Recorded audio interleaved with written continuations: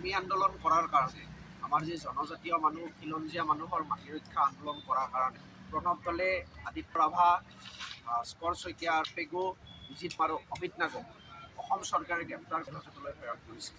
আৰু ইয়াৰ বিৰুদ্ধে গোটেই অসমজুৰি যি আমাৰ আন্দোলনৰ কাৰ্যসূচী আছে, এই কাৰ্যসূচী আজি বিফুট হৈছে।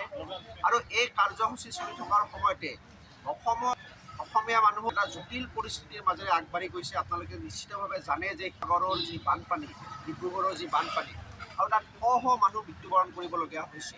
কিন্তু আমাৰ যি এই আন্দোলন চলি আছে, গোটেই কথাৰ পৰা আমি এটা কথাই অসম চৰকাৰৰ ওচৰত ক'ব দিছোঁ যে চাব যে অসম চৰকাৰে যি মূলতঃ হিমন্ত বিশ্ব শৰ্মা মুখ্যমন্ত্ৰী হোৱাৰ পিছত যি জধে মধে যি উন্নয়নৰ কাম হাতত লৈছে, তাৰ পৰিণতিতে আজি এনেকুৱা বানপানী সৃষ্টি হৈছে।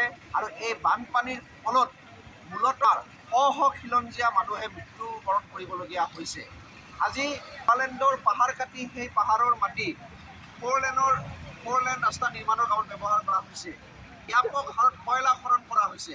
আৰু তাৰ পৰা কমিশ্যন কোনে পায়? হিমন্ত বিশ্ব শৰ্মাই পায়, অমিত শ্বাহে পায়।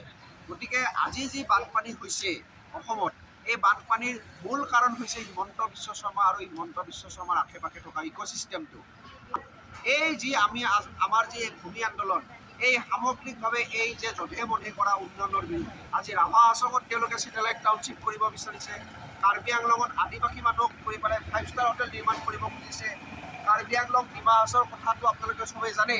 ইয়াত 3টা pump storage project, compressed biogas প্ৰকল্প, ছ'লাৰ পাৱাৰ প্ৰজেক্ট, যিবিলাক উন্নয়নৰ সাধাৰণতে স্থানীয় মানুহৰ কোনো ধৰণৰ সম্পৰ্ক নাই। আৰু এই ধ্বংসযজ্ঞ যি এই উন্নয়নৰ ফলত যি ধ্বংস নামি আহিব, সামগ্ৰিকভাৱে ইয়াৰ বিৰোধিতা কৰাৰ ফলতে আজি আমাৰ সতীৰ্থ দলে আদিত্য ৰাভাসহ 6গৰাকীক জেল হাজতলৈ প্ৰেৰণ কৰা হৈছে। আপোনালোকে জানি আচৰিত হ'ব যে এগৰাকী সন্ত্ৰাসবাদীকো এনেকুৱা আচৰণ নকৰে। প্ৰণৱ দলে কেৱল মাত্ৰ স্থানীয় মানুহৰ ভূমিৰ অধিকাৰৰ কাৰণে মাত কাৰণে 7 দিন লকআপত ৰখা হৈছে। এগৰাকী সন্ত্ৰাসবাদীকো ইমান অত্যাচাৰ নকৰে। প্ৰণৱ দলেৰ কি দোষ আছিল, আদিত্য ৰাভাৰ কি দোষ আছিল যে তেওঁলোকে আমাৰ মানুহৰ, জনজাতীয়ৰ, খাটি খোৱা মানুহৰ, খিলঞ্জীয়া মানুহৰ মাটিৰ কাৰণে আন্দোলন কৰিছিলে। গতিকে আজি আমি ইয়াত এই APHCLCৰ উদ্যোগত যি এই চিট-ইন ডেমনষ্ট্ৰেচন কাৰ্যসূচী হাতত লোৱা হৈছে, তাৰ পৰা অসম চৰকাৰলৈ এটা সম্পূৰ্ণ এটা দাবী বিচাৰিছোঁ যে এই আমাৰ সতীৰ্থসকলক, যিসকলে ভূমি ৰক্ষাৰ আন্দোলনত জড়িত হৈ যিসকলক গ্ৰেপ্তাৰ কৰিছে, তেওঁলোকক অতি সোনকালে তৎকালীনভাৱে মুক্তি দিয়াৰ ব্যৱস্থা কৰিব লাগে। আৰু যি এই বানপানী হ'ল, বানপানীৰ ফলত যি শ মৃত্যু হ'ল, অসম চৰকাৰে এই বানপানীক দুৰ্যোগ হিচাপে লাগে।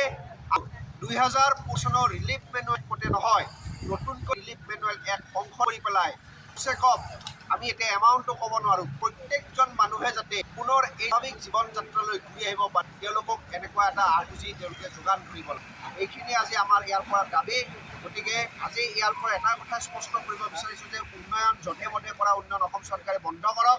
আৰু এই জধে মধে কৰা উন্নয়নৰ বিৰুদ্ধে মাত পতা মানুহক তেওঁলোকে গ্ৰেপ্তাৰ কৰা বন্ধ কৰক।